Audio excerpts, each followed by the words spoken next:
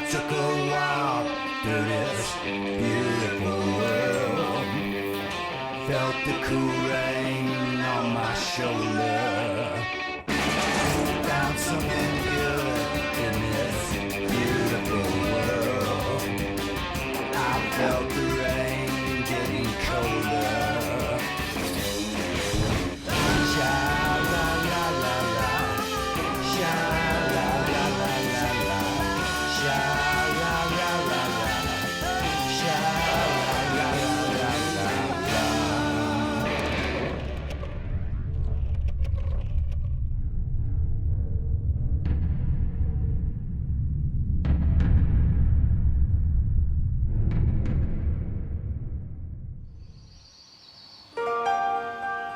Do you smell that?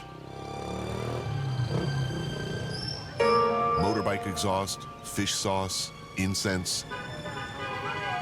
The faraway smell of something, is that pork grilling over charcoal?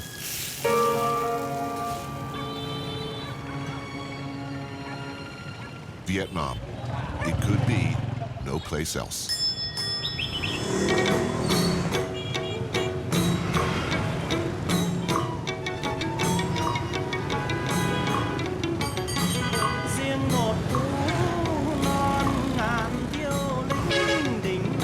Listen to me. Listen to me. There is no other way to see this city, Hanoi, than from a motorbike or a scooter. To do otherwise would be to miss it all.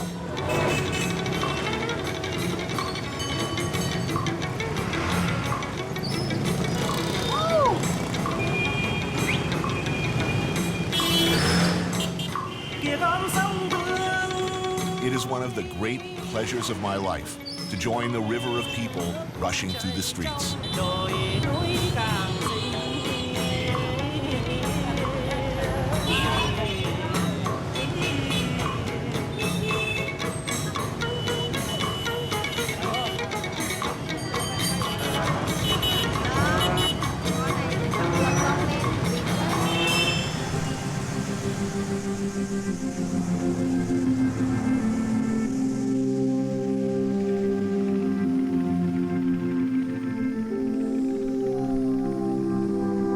Vietnam.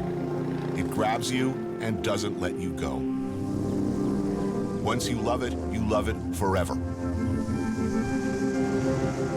I've been coming here since 2000, the first time I'd been to this part of the world, and it's held a special place in my heart and my imagination since.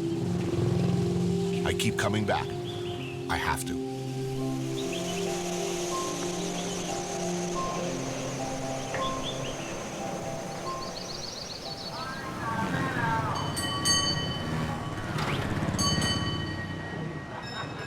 Vietnam has changed since last time I was here. It's changing every minute.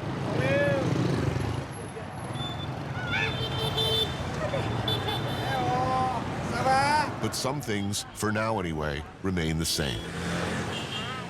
Important things, like this stuff. That's gonna be good. Bon Hoc, first meal in Hanoi, and it's something they do here better than anywhere else. Okay, I'm officially in Hanoi now.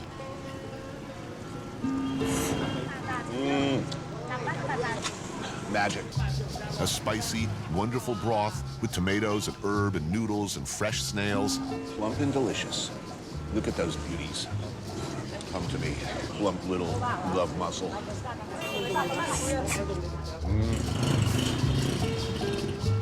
Hanoi, capital city of Vietnam. 7.5 million people live here. In the winter, it's chilly and damp. In the summer, hot, humid, subtropical. The boulevards and many of the buildings are French. But its heart and soul is always, always Vietnamese. Americans coming here as tourists for the first time, especially veterans of the war, are shocked by how friendly the place is. People are genuinely happy to see you.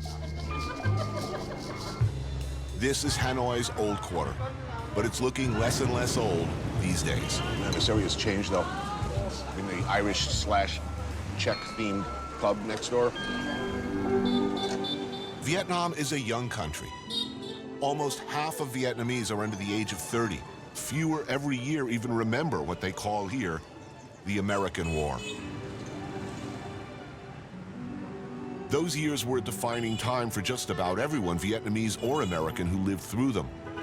And though there are still a lot of conflicted feelings back home, for most Vietnamese these days, the war has become an abstraction, not even a memory. Vietnam is still a poor nation, but the standard of living has improved a lot with the relaxing of hardline communist economic policies. More and more foreign tourists every year. Western chains, inevitably, are everywhere. And President Obama is visiting for the first time, taking another step on the long path toward normalizing relations between the two countries. That is good. Ooh, hot. Ooh, I hit that chili hard.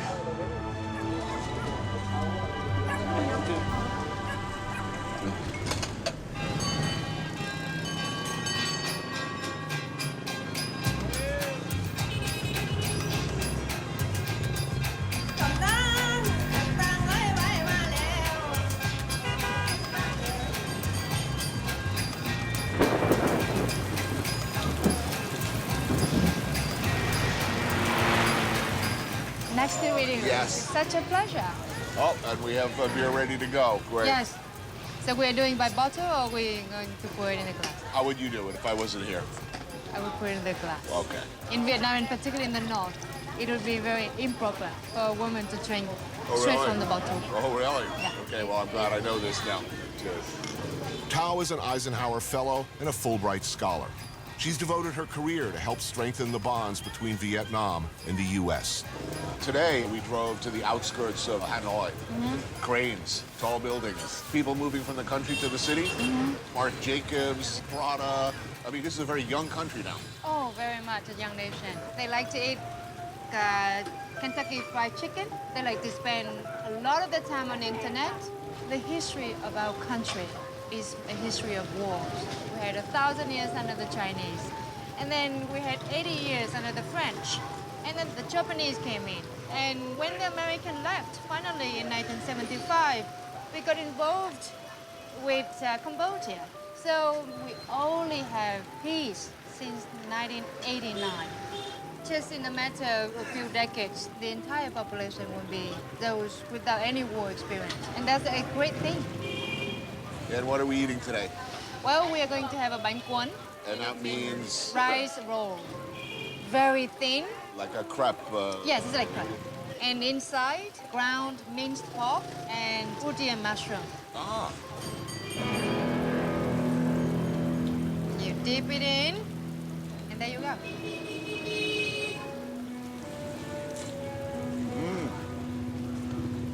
Oh, that's very good. Everything we do internationally, someone refers back to the Vietnam experience. You know, let's not do that again. Let's not repeat Vietnam. But I find it interesting that the people who had perhaps the most painful experience were among the first to reach out. I think the John McCain story is particularly interesting because here's a guy who had an atrocious experience here in prison, and yet he has been among the most vocal supporters of normalizing relations. It took several trips to Vietnam, and so he could see Vietnam in a different light. It's no longer a war. It's a country with people. Have you been out with returning veterans from? Oh, yes, all the time. They often want to go to the area that they serve. Oh, yes, They often even meet with the people they fought. yes, B-52 pilots come to the areas they unloaded their bombs. yes. What is that experience like? What do you see when they come? Extremely emotional. Extremely emotional.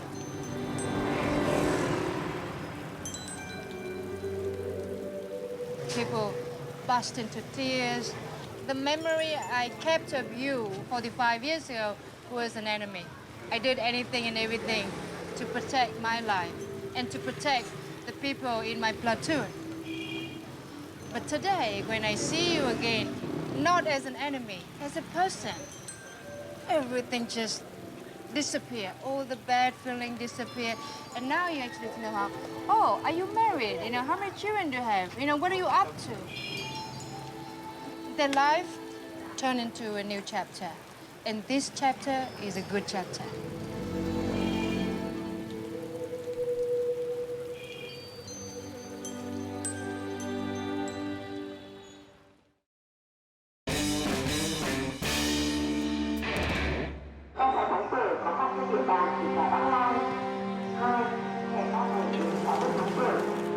Hanoi in the morning. The usual high-pitched whine of thousands of motorbikes. People and the things they carry coming out to work, to set up shop. The sound of commerce. Of a wildly free market economy in a system that's decidedly not.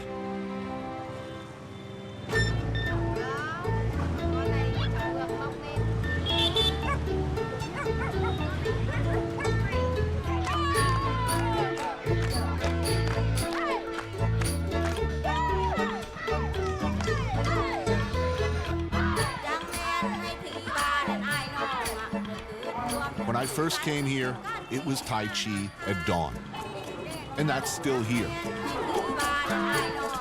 But there's also this. Good to see you. It's nice to see you too. This is Anne, my friend. Nice to meet you. She's also my Zumba instructor. Ah. No Zumba for me. Breakfast, though, sounds good. How often a week do you think the average person cooks, and how often do they eat out? Mostly we just cook at home for dinner because that's the only meal in the day that everybody can be together. But for other meals, normally we eat out.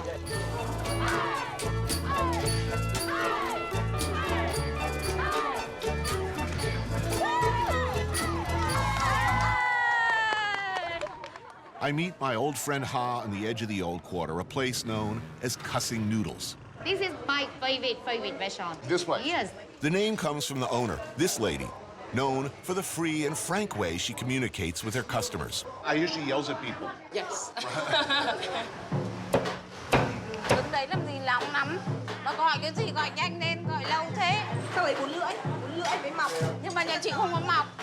Em thích mọc em ra ngoài chợ đầy mọc. If you go to her counter and order something, and then if you indecisive, like, oh, can I have these? Oh, no, maybe I have these instead. What? She's like, I don't have a lot of time for you, so just get out here. Really? Yeah. Rồi tốt nhất là đi về nhà nấu lấy ăn nhá. Ở đây không nấu. Đi luôn. And what's the specialty of the house here? Bún chân giò. Chân giò means pig knuckles. Pig knuckles. We know that's going to be good. You put up with the abuse for this glorious, steaming bowl of rice noodles with spicy chilies, a rich, hearty, porky broth with pig's knuckle and snout. It's the only item on the menu, and it's good. You know taro? Yes. So this is the stem of the taro plant. And to prepare this, you have to be very careful because if you don't do it right, then you get Toxic. itchy mouth. No, Right. no, not toxic. You won't die from it, but Right. it makes your mouth really itchy. So Interesting.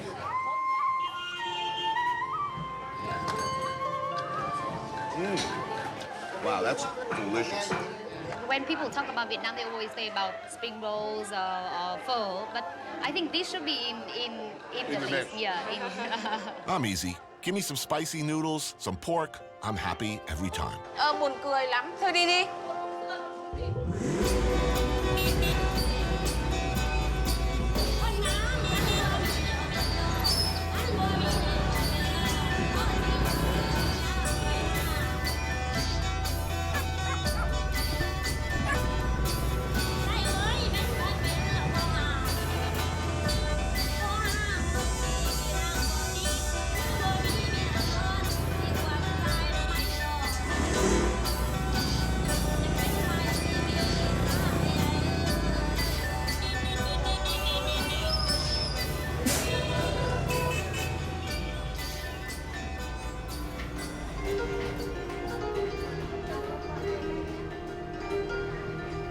It's a maze of narrow streets and alleyways behind the old French cathedral.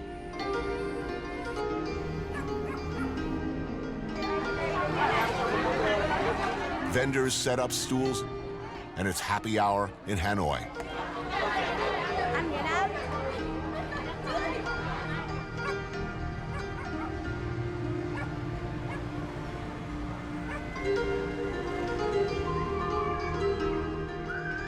Every doorway, every window, a little slice of life.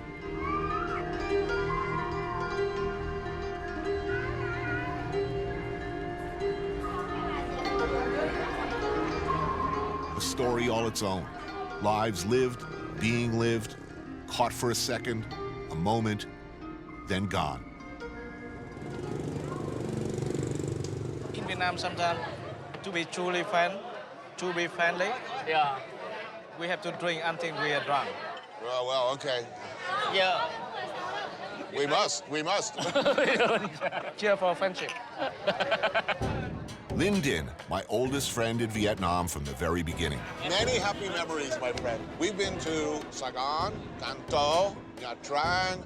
He was my original minder for Vietnam's Ministry of Foreign Affairs. We became, in spite of his official responsibilities, fast friends. 1, 2, 3. Ba. Yo! Welcome back. Welcome back. Cheers. Thank you. Linh has brought me to a great and proud and uniquely Hanoi tradition, Bia Hoi. Bia Hoi refers to the roadside joints where locals gather to consume keg-dispensed, freshly brewed draft beer. That's good. It's not strong at all, my friend. Just like between 3 to 4%.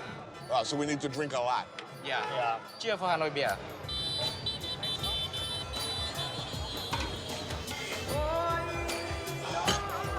It was something luxurious 30 years ago. Right. And now it's for everyone. Yeah. It's not expensive. Right. 10,000 dong. So that's 40 cents. 45 cents. 45 cents a beer. Yeah. I'll have another. I can afford that. The country's changed so much. When I first came, bicycles and motorbikes. Now, a lot of cars. More cars. Look, money. Yeah. People are making money. Business is good. Yeah. Right? I mean, much more tourism every year, yes? Yes. People also enjoy life more.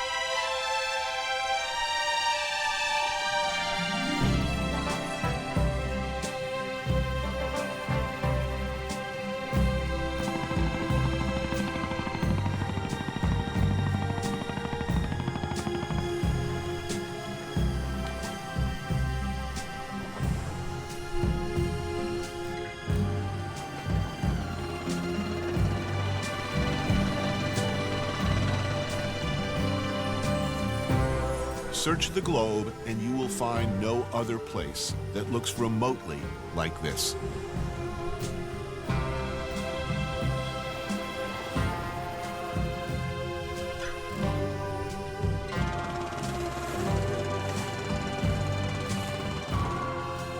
Halong means where the dragon descends into the sea. And legend says that this is where a great dragon charged, protecting Vietnam from foreign invaders. War is a constant theme in Vietnamese mythology and history. The Chinese, the French, the Japanese, the Americans, the Cambodians, again, the Chinese.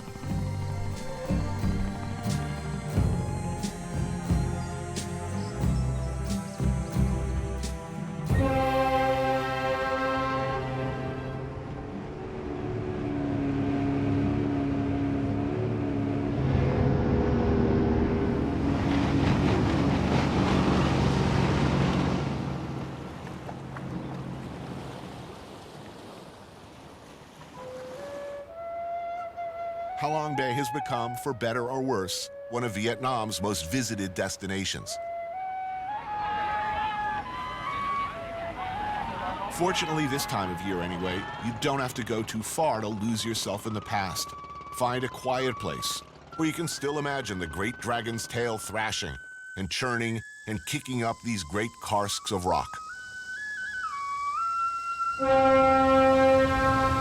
Chosen mode of transportation, the Emeraude, an old French-era steamer. Refitted for more current-day needs. A big freaking boat.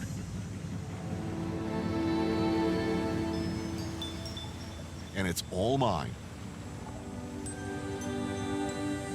Along with friends and crew, of course.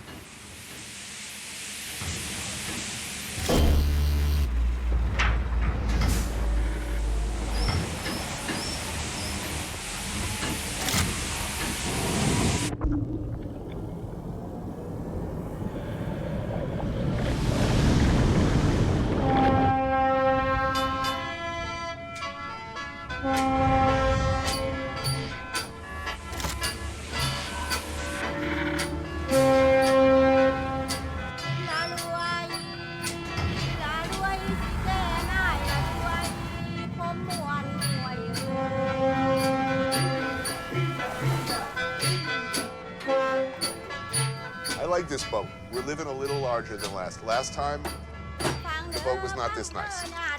All the modern conveniences, but the charms of the past. It fits perfectly with my over-romantic delusions. And in general, it does not suck.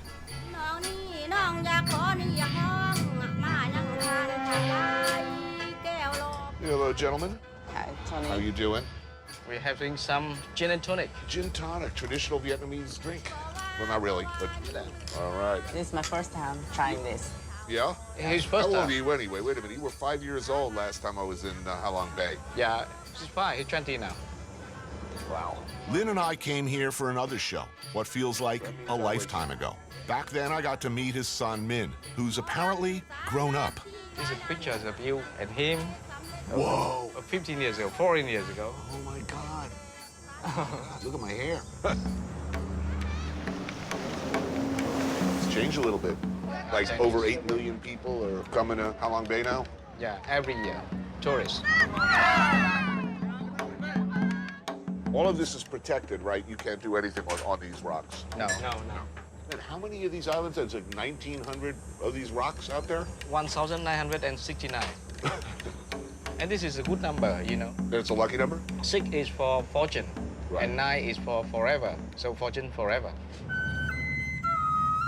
A drink or two on the top deck, check.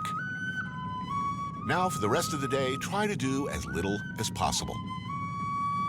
A nap, sunset, maybe some more drinks. And what about dinner? One for you. Oh, thank you, sir. Cheers, my friend. Cheers. So, we're eating some squid. Tons of squid. Tons of squid. We try to get as many tons as possible. Cue the majesty of the squid. At night this time of year, the bright lights of Halong Bay's fishing boats are unmistakable. They can only catch the squid in the evening. The line attracts the squid, so they can Right. catch them. They say that because of global warming, all the fish are dying, but that the squid and cuttlefish populations are increasing. So soon the whole sea will be filled with plenty of squid. We'll be eating it every day.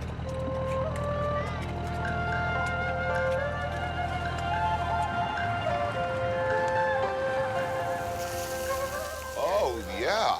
Those are cute little squid. Oh, those are going to be tender. Woo. Oh, yeah, the tentacles are the best. Catch the squid is very hard job, They work all the night. all the night. They work all the night. The line is turned on all the night. Right, and then sleep all day? Yeah. It's got to be hot out there, man. Yeah. Sleeping in the day. Cheers for the day. Just for the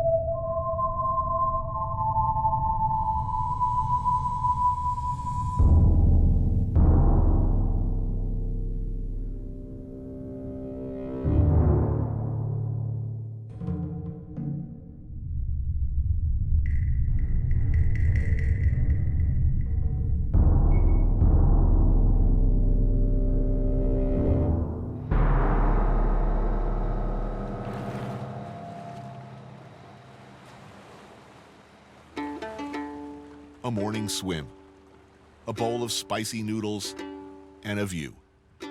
Perfect.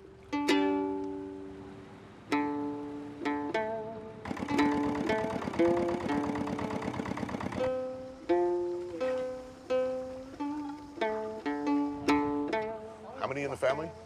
6 young couple and their 3 kids, and then the grandma's living with them.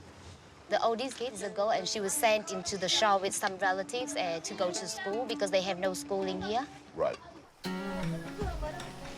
Floating fishing villages like this used to be found in nearly every sheltered cove or corner of Halong Bay. But as Vietnam becomes a more popular tourist destination, authentic fishing villages are starting to disappear. The government has been relocating fishing families inland, hoping to minimize their ecological impact. The people that living on floating villages, they're just genuinely nice and willing to open their home to us. And They basically farm oysters. yeah. A lot of pearls for sale in Halong Bay and in Vietnam. They come from places like this. It takes over a year to grow each pearl, and there's no guarantee an oyster will even yield one.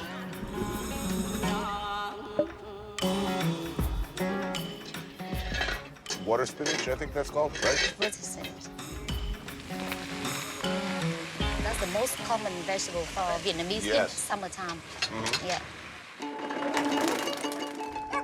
What kind of fish are these?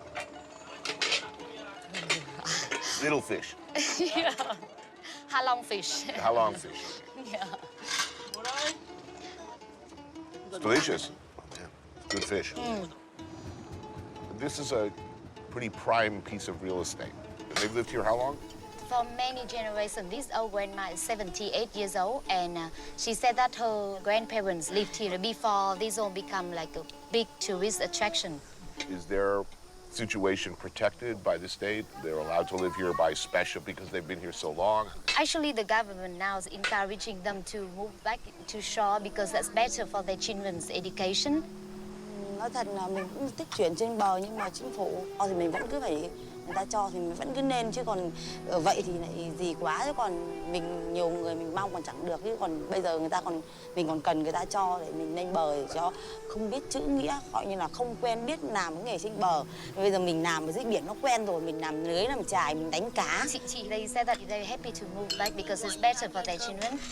But they've been living here for many centuries, and all they know is just fishing. Right.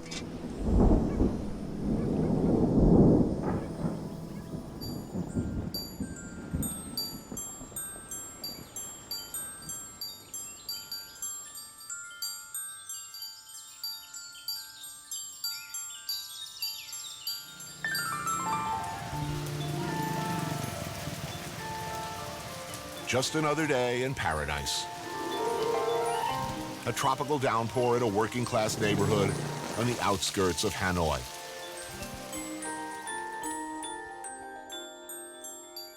The lady selling vegetables and gum and cigarettes, taking a nap under a piece of corrugated tin, has no idea what's about to happen. Turn around for me, sir.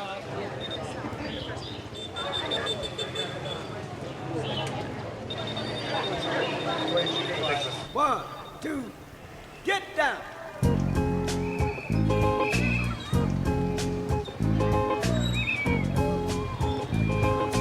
Paid the cost to be the boss. Look at me. You know what to see. See a bad muck. Look at me. You know what to see. See a bad muck. Good to see you. Paid the cost to be the boss. Mr. President, how do you like in Vietnam? Love it. Markets like these I grew up with when I was a kid in Jakarta. These were basically the only markets available. You know, you would buy pretty much everything in stalls like this. Yeah, I wouldn't mind going in there and haggling and seeing what I could find. This country, when I first arrived here, it smelled like a place that I would like. Certain countries just pheromonically, they just smell good, and I know where they're going to be good. You kind of smell that? You know, there's certain spices that you can smell in certain countries that you just don't smell back home. Now, you know, there's some smells that aren't as appealing as well. But that's part of the mix. It is indeed. Yeah. Head for the turnaround. How you doing, guys? How are you? Head for the turnaround.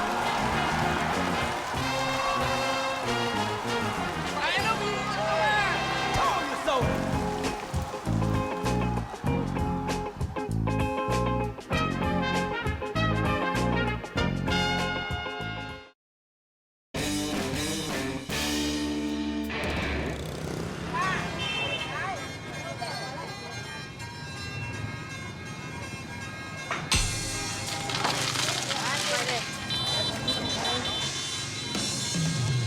There's something magical about the smell. The minute you touch down here, it grabs you, it captivates you, and chances are, it holds you forever. I'm not the first to feel this way.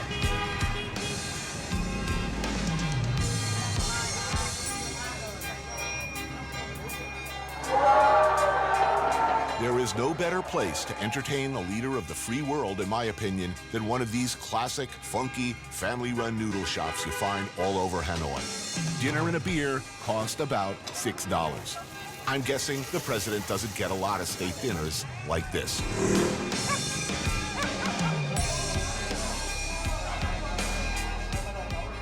How often do you get to sneak out for a beer? Very rarely. First of all, I don't get to sneak out, period. But once in a while, I'll take Michelle out on a date night. The problem is, part of enjoying a restaurant is sitting with other patrons and enjoying the atmosphere. And too often, we end up getting shunted into one of those private rooms at the back. Well, I'm glad I could help, and to many more cold beers. Absolutely.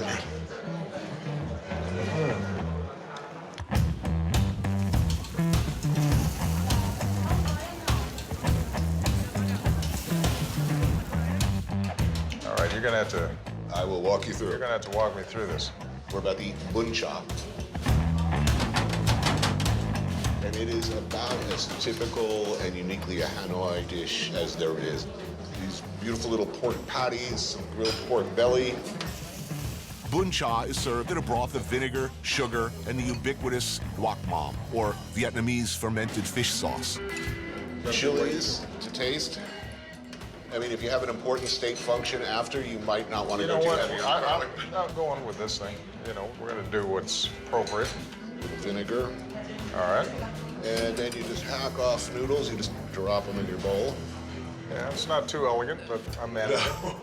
And you dip and stir and get ready for the awesomeness. I'm ready. Now, is it appropriate to just pop one of these whole suckers in your mouth, or do you think that you should be a little more... Well, slurping is totally acceptable in this part of the world, but... It takes some skills, by the way, to handle these sticky, cold noodles. But whatever your opinion of the man, the president has those skills.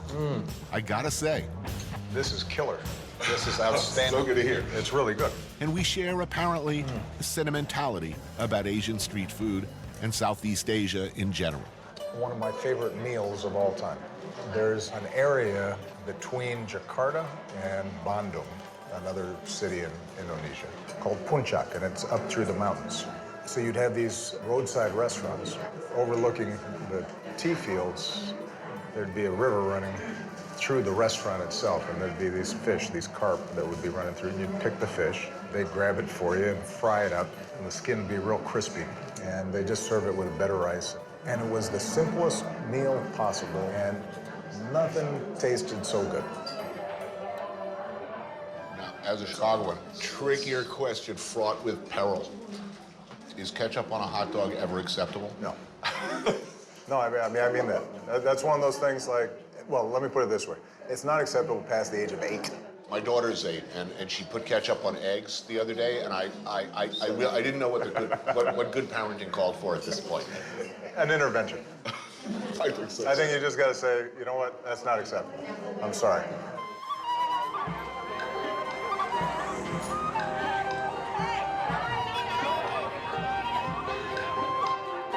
We're at a point where we seem to be turning inwards. I mean, we're actually talking about building a wall around our country. And yet you have been reaching out to people who don't necessarily agree with us. Gaza, Iran, Cuba. I mean, I just wish that more Americans had passports. The extent to which you can see how other people live seems useful at worst and incredibly pleasurable and interesting at best. It confirms the basic truth that people everywhere are pretty much the same. The same hopes and dreams. And when you come to a place like Vietnam and you see former American Vietnam vets coming back, when you see somebody like a John Kerry or a John McCain, two very different people politically and temperamentally, but who were able to bond in their experience of meeting with their former adversaries. And you don't make peace with your friends. You make peace with your enemies.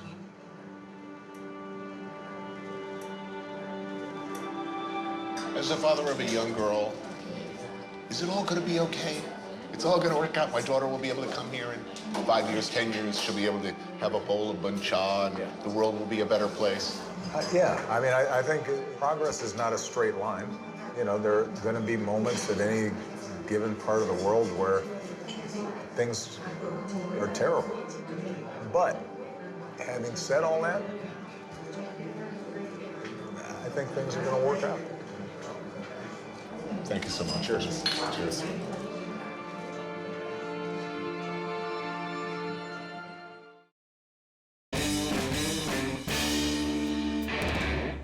Vì non ơi, nhìn sao hầu ơi, hầu khóng khảnh bán khuẩn sơ ca, hầu khóng khảnh áo nám mưa ná hầu thay. The vast majority of this country don't remember the American war. They don't remember any war. No. You used to be a tour guide. Yes, For how many years? 15 years. 15 years. I know you have to bring people over to the museum, the American War Museum, what, every time, right? Yep. In your lifetime, is there going to be a time when that's not going to have to be a stop? It won't be necessary. It won't even be important. No one will remember. Or should people always remember? I think it's good to remember so we don't make the same mistake, you know. Some people choose to be angry, to hold grudge, but then some people choose to let go and for the peace inside themselves. That's up to the person. And I think it's good that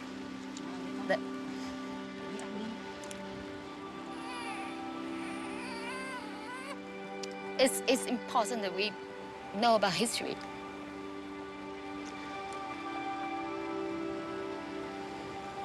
And to make sure it's never happen again.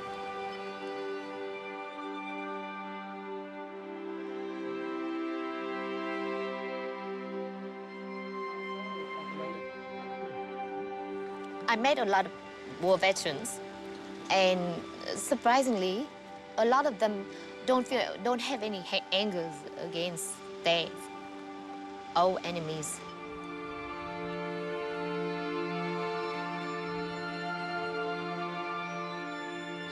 And that's amazing. That is amazing. I learned so much from them.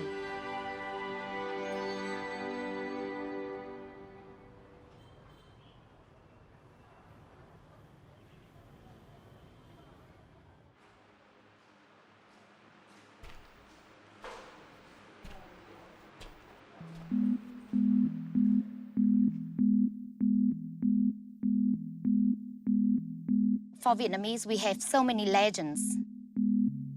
But the majority of legends related to our tradition of fighting against foreign invaders and to protect our country.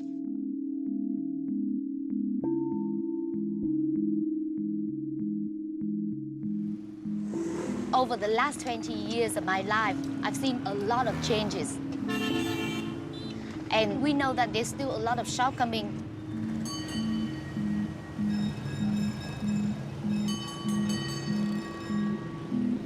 But everything needs time.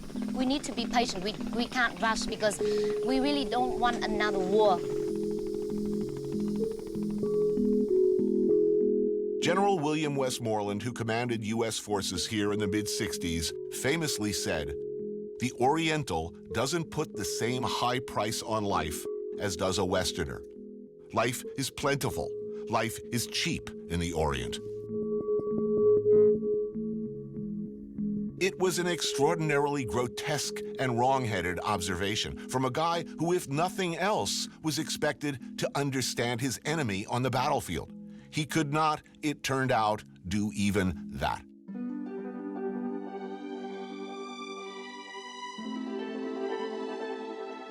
Maybe, I hope, we are a little bit smarter now.